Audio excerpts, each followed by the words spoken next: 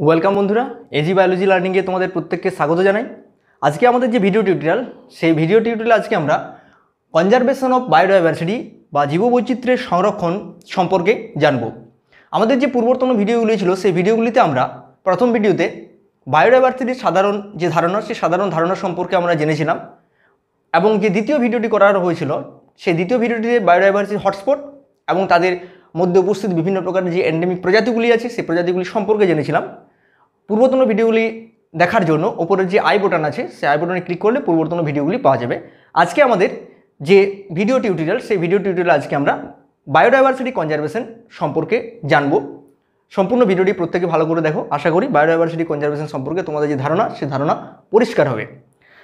এখন biodiversity conservation বা জীববৈচিত্র্যের যে সংরক্ষণ, এটাকে সাধারণত দুটো ভাগে ভাগ করা যায়। একটা হচ্ছে ইনসিটু সংরক্ষণ এবং অপরটি হচ্ছে এক্সিটু সংরক্ষণ। ইনসিটু সংরক্ষণ এবং এক্সিটু সংরক্ষণ মনে রাখার জন্য আমরা এটাকে এইভাবে মনে রাখব, ইন এবং ইএক্স।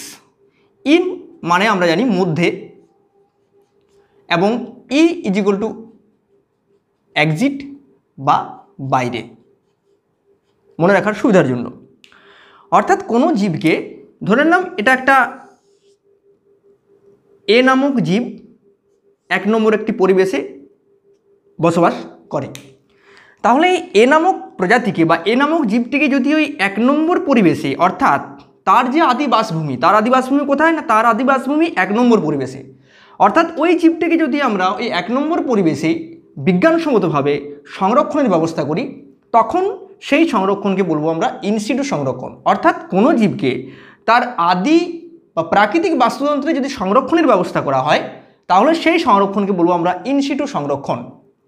আর যদি কোনো জীবকে তার প্রাকৃতিক বাস্তুতন্ত্র, ধরে নিলাম এখানে এ নামক একটা প্রজাতি এক নম্বর বাস্তুতন্ত্রে থাকে, তাকে তুলে নিয়ে এসে দু নম্বর বাস্তুতন্ত্রে সংরক্ষণের ব্যবস্থা করা হলো, তাহলে প্রকৃতপক্ষে প্রজাতিটি কিন্তু এ নামক বাস্তুতন্ত্র তার হচ্ছে আদি বাস্তুতন্ত্র, অর্থাৎ সে প্রকৃতপক্ষে বসবাস করে এ নামক বাস্তুতন্ত্রে। কিন্তু আমরা সেখানে তাকে সংরক্ষণের ব্যবস্থা না করে তাকে তুলে নিয়ে এসে অন্য একটি বাস্তুতন্ত্রে বা অন্য একটি জায়গাতে সংরক্ষণের যদি ব্যবস্থা করি, তাহলে সেই সংরক্ষণকে বলবো আমরা এক্সিটু সংরক্ষণ। এটা সাধারণত কৃত্রিমভাবে সম্পন্ন করা হয়, কৃত্রিমভাবে বা আর্টিফিশিয়ালভাবে সম্পন্ন করা হয়। অর্থাৎ কোনো জীবকে তার প্রাকৃতিক বাস্তুতন্ত্র থেকে তুলে নিয়ে গিয়ে অন্য কোনো স্থানে বিজ্ঞানসম্মত প্রযুক্তির দ্বারা সংরক্ষণের ব্যবস্থা করা হয়, তখন সেই সংরক্ষণকে বলবো আমরা এক্সিটু সংরক্ষণ, অর্থাৎ তার আদি বাস্তুতন্ত্রের বাইরে সংরক্ষণ। ইনসিটু সংরক্ষণ আদি বাস্তুতন্ত্রের মধ্যে সংরক্ষণ। এরপর যদি চলে যাই, ইনসিটু সংরক্ষণের অনেকগুলি প্রকারভেদ আছে। আমরা প্রকারভেদগুলো যদি লক্ষ্য করি, তাহলে দেখতে পাবো ইনসিটু সংরক্ষণের প্রথম নম্বর প্রকারভেদ যেটা আছে, সেটা হলো এক নম্বর national park. National park, national park অর্থাৎ বাংলায় কে বলি আমরা জাতীয় উদ্যান। ন্যাশনাল পার্ক বা জাতীয় উদ্যান, এগুলোর প্রকৃত কোনো সংজ্ঞা হয় না। এগুলো কতগুলি শর্তের উপর আরোপিত। সেই নির্দিষ্ট শর্তগুলি যদি পূরণ করে, তবেই সেই স্থানটাকে ন্যাশনাল পার্ক বা স্যাংচুয়ারি বা বায়োস্ফিয়ার রিজার্ভ বলে ঘোষণা করা হয়। তাহলে সাধারণভাবে যদি আমরা এটাকে ব্যাখ্যা করার চেষ্টা করি, তাহলে কোনো স্থানের, কোনো একটি নির্দিষ্ট স্থানের, যে নির্দিষ্ট স্থানকে ন্যাশনাল পার্ক হিসাবে ঘোষণা করা হবে, তার সংজ্ঞাটা এই ধরনের হবে: সেই স্থানের ফ্লোরা, সেই স্থানের ফ্লোরা কমা ফনা কমা ল্যান্ডস্কেপ, অর্থাৎ সেই স্থানের সমস্ত উদ্ভিদকুল, সেই স্থানের সমস্ত প্রাণীকুল, সেই স্থানের সমস্ত ভূপ্রকৃতি, অর্থাৎ টোটাল এনভায়রনমেন্ট, টোটাল পরিবেশ, অর্থাৎ টোটাল ইকোসিস্টেম, টোটাল ইকোসিস্টেমের সংরক্ষণ করা হয়, তখন সেই বৃহৎ সংরক্ষণ ক্ষেত্রকে আমরা বলবো ন্যাশনাল পার্ক। সেই ন্যাশনাল পার্কের মধ্যে ফ্লোরাল কমিউনিটি থাকবে, ফনাল কমিউনিটি থাকবে, তার যে ভূপ্রকৃতিক, তার যে নৈসর্গিক দৃশ্য, সমস্ত কিছুকে সংরক্ষণের আওতায় নিয়ে আসা হবে। অর্থাৎ টোটাল একটা ভাস্ট এনভায়রনমেন্টকে যখন সংরক্ষণের আওতায় নিয়ে আসবে, তখন সেই সংরক্ষণকে বলা হয় ন্যাশনাল পার্ক। ন্যাশনাল পার্ক বা জাতীয় উদ্যান এই কতগুলি শর্তের উপর প্রতিষ্ঠিত। শর্তগুলি হচ্ছে, এক নম্বর হচ্ছে ন্যাশনাল পার্ক বা জাতীয় উদ্যান, এটা সবসময় কেন্দ্রীয় সরকারের নিয়ন্ত্রণাধীন। কেন্দ্রীয় সরকার অর্থাৎ আমাদের দেশের যে কেন্দ্রীয় সরকার, সে কেন্দ্রীয় সরকার দ্বারা এটা পরিচালিত, সম্পূর্ণভাবে কেন্দ্রীয় সরকার এটাকে নিয়ন্ত্রণ করে। এর যদি আমরা সংরক্ষণ দেখি তাহলে IUCN, international union for the conservation of nature and natural resource নামক যে সংস্থা, IUCN এর সংরক্ষণের যে লিস্ট, সেই সংরক্ষণ লিস্টের মধ্যে 2 নম্বর সংরক্ষণ ক্যাটাগরির মধ্যে পড়ে। অর্থাৎ ন্যাশনাল পার্ক হচ্ছে IUCN নির্দেশিত 2 নম্বর ক্যাটাগরির সংরক্ষণের স্থান। 2 নম্বর ক্যাটাগরির সংরক্ষণের স্থান হচ্ছে ন্যাশনাল পার্ক। 3 নম্বর হচ্ছে এই স্থানের সামগ্রিক ফ্লোরা, সামগ্রিক ফনা, ল্যান্ডস্কেপ কে সংরক্ষণের আওতায় নিয়ে আসা হয়। এখানে অবাধ প্রবেশ করা যায় না, অবাধ প্রবেশ করা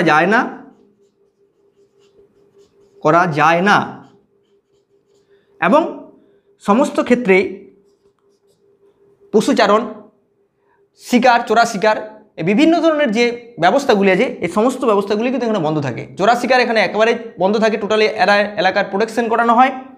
2 নম্বর হচ্ছে এখানে পশুচারণের মতো কোনো ঘটনা ঘটে না, অবাধ প্রবেশ করা এই স্থানে যায় না। তাহলে এই সমস্ত স্থানগুলিকে বলা হয় ন্যাশনাল পার্ক বলা হয় বা জাতীয় উদ্যান বলা হয়। ভারতবর্ষের প্রথম জাতীয় উদ্যান নাম হচ্ছে হেইলি জাতীয় উদ্যান। হেইলি জাতীয় উদ্যান, প্রথম প্রতিষ্ঠিত জাতীয় উদ্যান নাম হচ্ছে হেইলি জাতীয় উদ্যান বা হেইলি ন্যাশনাল পার্ক। এটা স্থাপিত হয়েছিল 1936 খ্রিস্টাব্দে, 1936। পরবর্তীকালে এর নামকরণ করা হয় জিম করবেট ন্যাশনাল পার্ক, যার বর্তমান নাম জিম করবেট ন্যাশনাল পার্ক। 1970 সালে এটা নামকরণ করা হয় জিম করবেট ন্যাশনাল পার্ক। তার পূর্বে ছিল এটা হেইলি জাতীয় উদ্যান 1936 খ্রিস্টাব্দে। ওয়াইল্ড লাইফ প্রোটেকশন অ্যাক্ট 1972, প্রত্যেকে ভালো করে মনে রাখবে, ওয়াইল্ড লাইফ প্রোটেকশন অ্যাক্ট 1972 খ্রিস্টাব্দ আসার পর, অর্থাৎ wild life protection act pass হওয়ার পর ভারতবর্ষে আমাদের জাতীয় উদ্যানের সংখ্যা এবং স্যাংচুয়ারির সংখ্যা ক্রমান্বয়ে বাড়তে থাকে। তার পূর্বে 1970 সাল পর্যন্ত ভারতবর্ষে শুধুমাত্র 5টি আমাদের ন্যাশনাল পার্ক ছিল।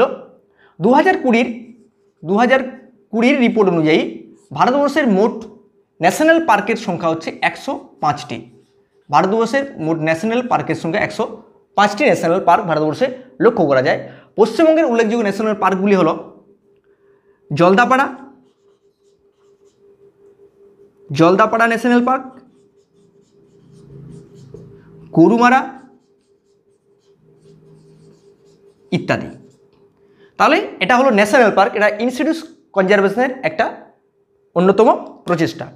নেক্সট চলে যাচ্ছি আমরা স্যাংচুয়ারি।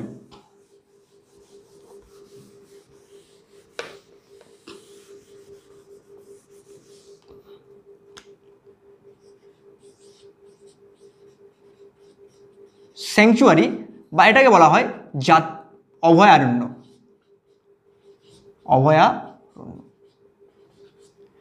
স্যাংচুয়ারি বা অভয়ারণ্য এটা সাধারণত সবসময় প্রজাতি কেন্দ্রিক হয়,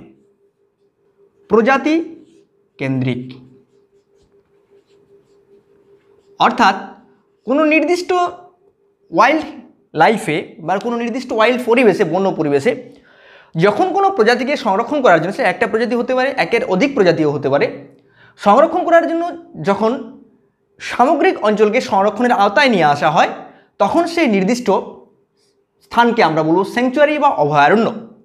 অর্থাৎ নির্দিষ্ট কোনো প্রজাতিকে সংরক্ষণ করার জন্য যখন কোনো স্থানকে আমরা সংরক্ষণের আওতায় নিয়ে আসবো, তখন সেই নির্দিষ্ট স্থানটিকে আমরা বলব স্যাংচুয়ারি বা অভয়ারণ্য। স্যাংচুয়ারি বা অভয়ারণ্য এটা সাধারণত সবসময় রাজ্য সরকার বা লোকাল বডি দ্বারা নিয়ন্ত্রিত হয়। দ্বিতীয় নম্বর হচ্ছে এখানেও অবাধ প্রবেশ করা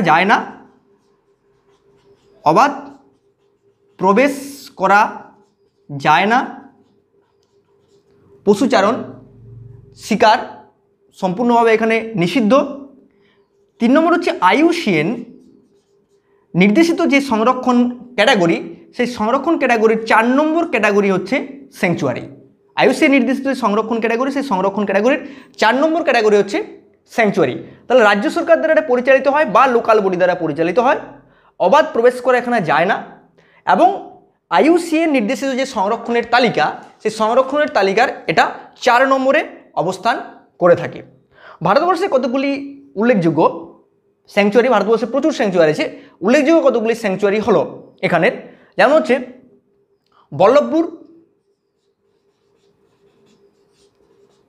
বল্লভপুর স্যাংচুয়ারি, বন্দিপুর, বেথুয়া ডহরি ইত্যাদি। এগুলো প্রত্যেকটাই কিন্তু স্যাংচুয়ারির উদাহরণ। তাহলে ন্যাশনাল পার্ক এবং স্যাংচুয়ারির মধ্যে বেসিক পার্থক্য হচ্ছে কেন্দ্রীয় সরকারের নিয়ন্ত্রণাধীন হতে পারে, এটা রাজ্য সরকারের নিয়ন্ত্রণাধীন। প্রজাতি কেন্দ্রীয়তা স্যাংচুয়ারির মধ্যে লক্ষ্য করা যায়, ন্যাশনাল পার্কের মধ্যে কিন্তু প্রজাতি কেন্দ্রীয়তা লক্ষ্য করা যায় না। ন্যাশনাল পার্কের মধ্যে সামগ্রিক যে এনভায়রনমেন্ট, সেই সামগ্রিক এনভায়রনমেন্টের সংরক্ষণ প্রদান করা হয়, কিন্তু এখানে প্রজাতি কেন্দ্রিক, কারণ কোনো একটা প্রজাতিকে যদি সংরক্ষণ করতে হয় তাহলে আমরা আলাদা করে প্রজাতি সংরক্ষণ করতে পারি না, তার সামগ্রিক বাস্তুতন্ত্রটাকে আমাদের সংরক্ষণ করতে, অর্থাৎ সেই প্রজাতি যে নির্দিষ্ট জায়গায় বসবাস করে আছে সেই নির্দিষ্ট জায়গাটাকে আমাদের সংরক্ষণের আওতায় নিয়ে আসা হয়। তাহলে প্রজাতিকে সংরক্ষণ করার জন্য যখন সেই নির্দিষ্ট জায়গাটিকে সংরক্ষণ করা হয় তখন সেই সংরক্ষণের স্থানটিকে আমরা বলব স্যাংচুয়ারি বা অভয়ারণ্য। 3 নম্বরে চলে যাচ্ছি আমরা রিজার্ভ ফরেস্ট।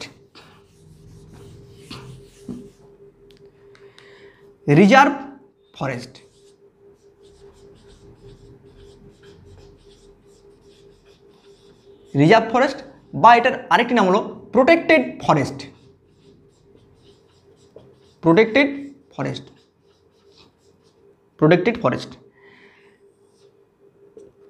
এটা জেনারেলি এটাও রাজ্য সরকার পরিচালিত, রাজ্য সরকার প্রয়োজন মনে করে যদি কোনো একটা অঞ্চলের বা বনজ অঞ্চলের পশুচারণ, শিকার, যাতায়াত সম্পূর্ণভাবে নিয়ন্ত্রণ ঘটিয়ে দেয়, তাহলে সেই নির্দিষ্ট স্থানকে আমরা রিজার্ভ ফরেস্ট বলবো। সেটা বিভিন্ন কারণে হতে পারে, সেটা চোরা শিকারের জন্য হতে পারে, সেখানে বনজ সম্পদ ধ্বংসের জন্য হতে পারে, সেখানে বনজ সম্পদকে রক্ষা করার জন্য হতে পারে। তাহলে রাজ্য সরকার নিয়ন্ত্রণাধীন যে সমস্ত অঞ্চলগুলিতে অবাধ পশুচারণ, চোরা শিকার, বনজ সম্পদের যথেচ্ছ ব্যবহারকে নিয়ন্ত্রণ করে, তখন সেই নির্দিষ্ট স্থানকে আমরা রিজার্ভ ফরেস্ট বলবো, বা প্রোটেক্টেড ফরেস্ট বলবো। এটা কিন্তু স্যাংচুয়ারি বা ন্যাশনাল পার্কের থেকে অনেক কম, এর যে এরিয়া সেই এরিয়া সাধারণত ন্যাশনাল পার্ক বা যে স্যাংচুয়ারি যে তার থেকে অনেক কম হয়ে থাকে রিজার্ভ ফরেস্টে। যেমন আমাদের পশ্চিমবঙ্গের কতগুলি রিজার্ভ ফরেস্টের উদাহরণ হলো বক্সা রিজার্ভ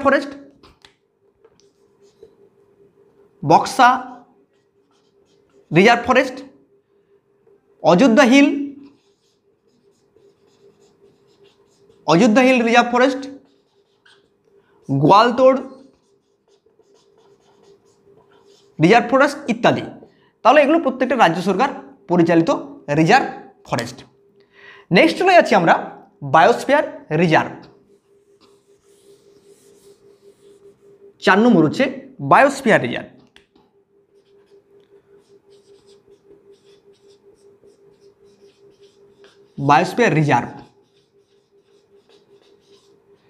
এটা ইউনেস্কো পরিচালিত ম্যান অ্যান্ড বায়োস্ফিয়ার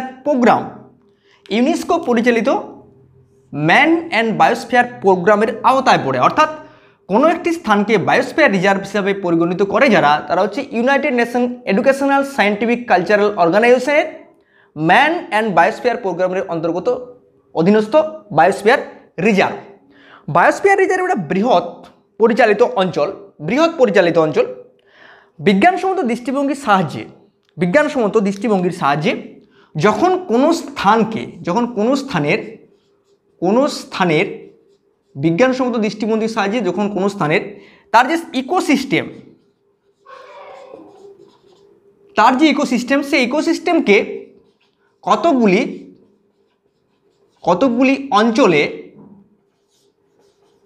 কতগুলি অঞ্চলে বিভক্ত করে সংরক্ষণ করা হয়, সংরক্ষণ করা হয়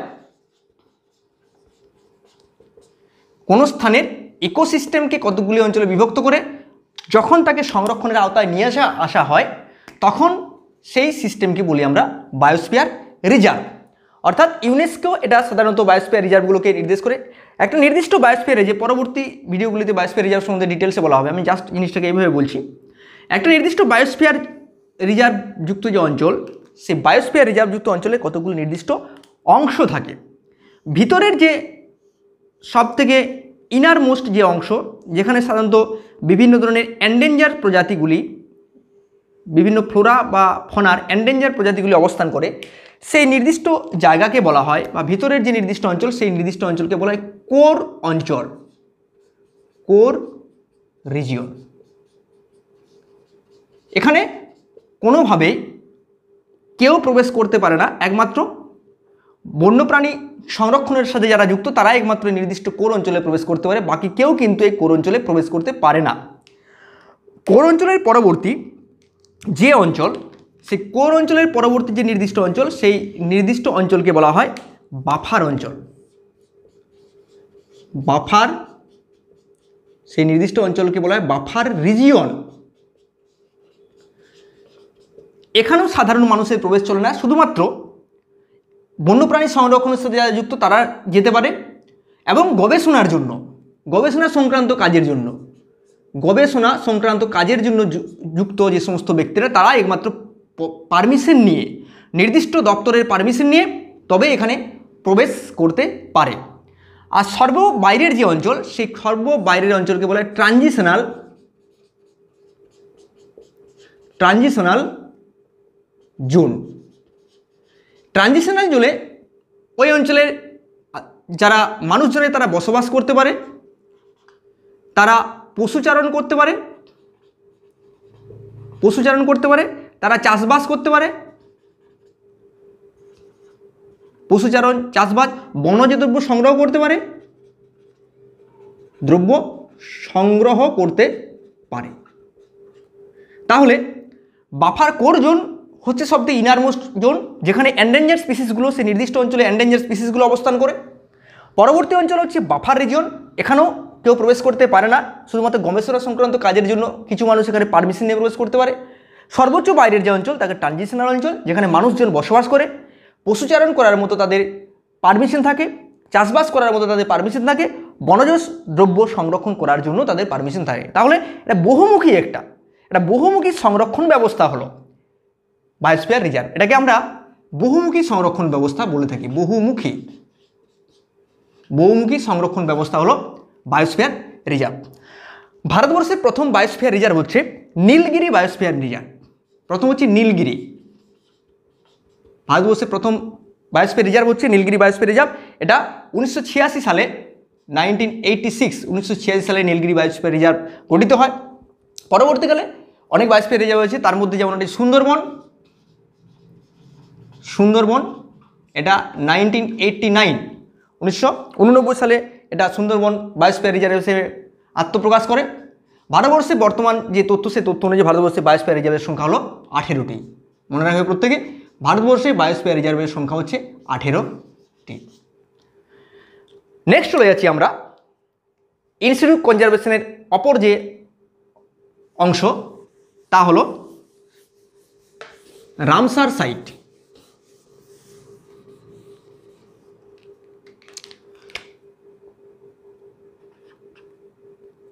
রামসার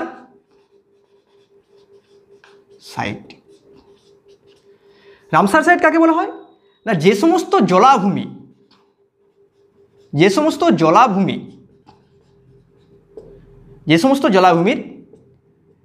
আন্তর্জাতিক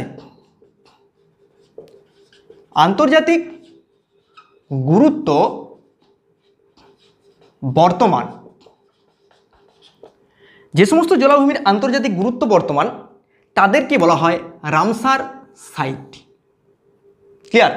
যে সমস্ত জলাভূমিগুলির আন্তর্জাতিক গুরুত্ব বর্তমান, অর্থাৎ সেই সমস্ত জলাভূমিগুলির তাদের যে টোটাল অ্যাকোয়াটিক ইকোসিস্টেম, সেই নির্দিষ্ট স্থান তৎসহ তার পার্শ্ববর্তী অঞ্চলের উপর ব্যাপক প্রভাব বিস্তার করে, সেই নির্দিষ্ট জলাভূমি বা উইটল্যান্ডগুলিকে রামসার সাইট বলা হয়। নামটা কেন হয়েছে না, রামসার কনভেনশন এটা প্রতিষ্ঠিত হয়েছিল ইউনেস্কো রামসার কনভেনশন ইউনেস্কো সংস্থার দ্বারা এটা রামসার সম্মেলন হয়েছিল, এটা 1971 খ্রিস্টাব্দে। তারাই এই জলাভূমিগুলিকে নির্দেশ করেছিল, তার জন্যই নামকরণ করা হয়েছে রামসার সাইট। WWF ইন্ডিয়ার যে শাখা, তারা বর্তমানে বলেছে যে সমস্ত জলাভূমি, সেই জলাভূমির বাস্তুতন্ত্র জলাভূমিগুলির বাস্তুতন্ত্র সবচেয়ে বেশি বিপদগ্রস্ত।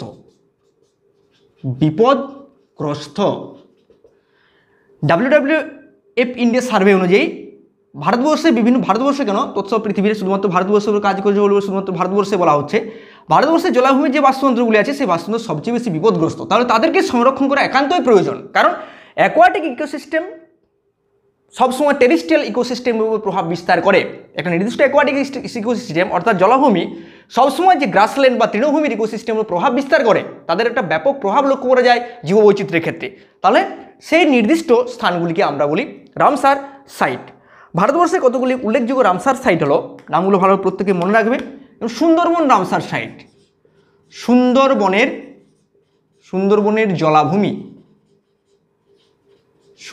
জলাভূমি। নেক্সট হচ্ছে চিল্কা হ্রদ। নেক্সট হচ্ছে কোলেরু হ্রদ।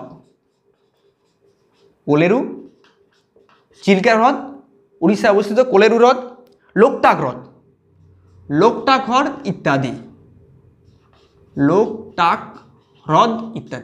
এগুলো প্রত্যেকটা কিন্তু রামসার সাইটের উদাহরণ।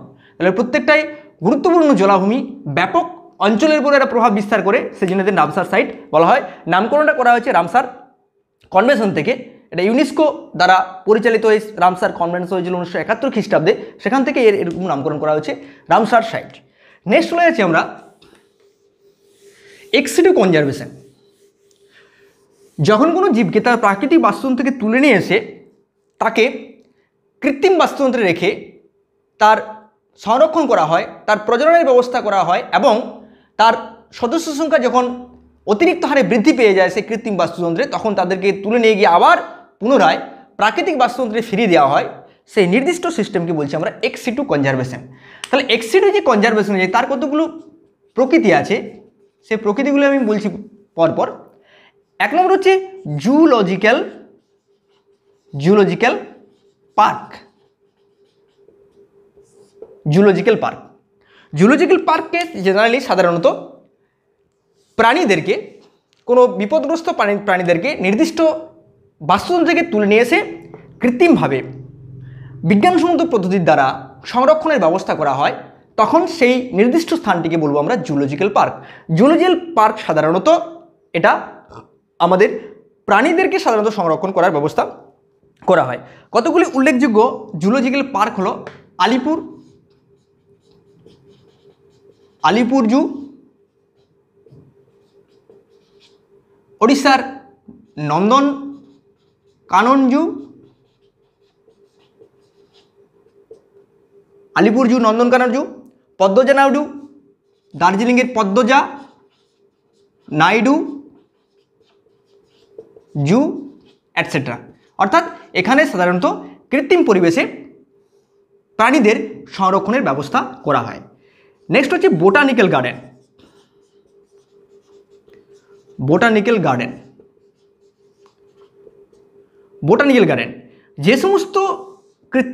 যে সমস্ত স্থানগুলিতে বিজ্ঞানসম্মতভাবে এন্ডেঞ্জার বা বিপদগ্রস্ত উদ্ভিদ প্রজাতিগুলোকে তুলে নিয়ে এসে কৃত্রিমভাবে বিজ্ঞানসম্মত প্রযুক্তির দ্বারা সংরক্ষণের ব্যবস্থা করা হয়, সেই নির্দিষ্ট স্থানগুলিকে বোটানিক্যাল গার্ডেন বলা হয়। কতগুলি উল্লেখযোগ্য বোটানিক্যাল গার্ডেন হচ্ছে, যেমন আচার্য জগদীশ চন্দ্র বোস বোটানিক্যাল গার্ডেন শিবপুর, আচার্য জগদীশ চন্দ্র বোস বোটানিক্যাল গার্ডেন এটা হাওড়াতে অবস্থিত। লেগেছে হচ্ছে Lloyd botanical garden, Lloyd botanical garden Darjeeling ইত্যাদি। অর্থাৎ এখানে বিপদগ্রস্ত উদ্ভিদ প্রজাতিগুলিকে নিয়ে এসে সংরক্ষণের ব্যবস্থা করা হয়। আর লাস্ট হচ্ছে এক্সিডি কনজারভেশনের লাস্ট যে পদ্ধতি তা হলো cryopreservation. Cryopreservation, cryopreservation. ক্রায়ো প্রিজার্ভেশনে সাধারণত সিড, স্পার্ম, ওভাম, টিস্যু,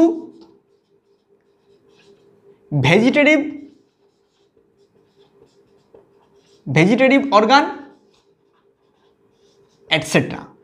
অর্থাৎ যে সমস্ত স্থানগুলিতে বীজ, শুক্রাণু, ডিম্বাণু, টিস্যু বা কলাকোষ, জীবের অঙ্গজ দেহ সংরক্ষণ করা হয় এবং তার থেকে নতুন জীব সৃষ্টির পদ্ধতি করা হয় বিজ্ঞানসম্মত দৃষ্টিভঙ্গির সাহায্যে, সে নির্দিষ্ট সংরক্ষণকে বলা হয় ক্রায়ো প্রিজার্ভেশন। এটা জেনারেলি করা হয় তরল নাইট্রোজেনে করা হয়ে থাকে। তরল নাইট্রোজেন, তরল N2। এটা হিমাঙ্কের অনেক নিচে টেম্পারেচার থাকে। এর টেম্পারেচার থাকে প্রায় -196 degree centigrade.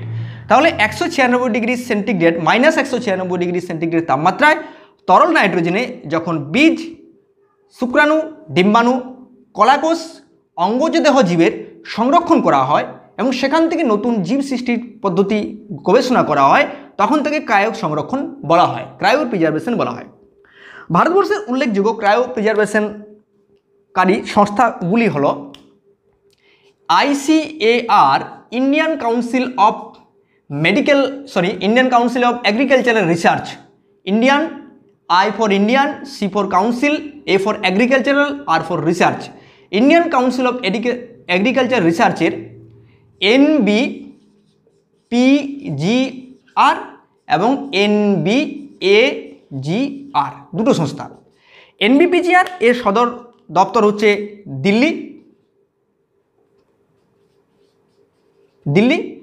National, N for national, B for bureau, P for plant genetic resource. National bureau of plant genetic resource এই সংস্থার কাজ হচ্ছে প্ল্যান্টের অর্থাৎ উদ্ভিদের বিভিন্ন প্রকার তাদের যে ভেজিটেটিভ দেহ, তাদের স্পার্ম, তাদের সিড, তাদের যে টিস্যু, এই সমস্ত সংরক্ষণ করে সেগুলো থেকে নতুন উদ্ভিদকে প্রোপাগেট করা বা উদ্ভিদ তৈরি করা। National bureau of plant genetic resource, যার সদর দপ্তর হচ্ছে দিল্লি। অন্য সংস্থাটি হচ্ছে national bureau of animal genetic resource. National bureau of animal genetic resource, যার সদর দপ্তর হচ্ছে বেঙ্গালুরু।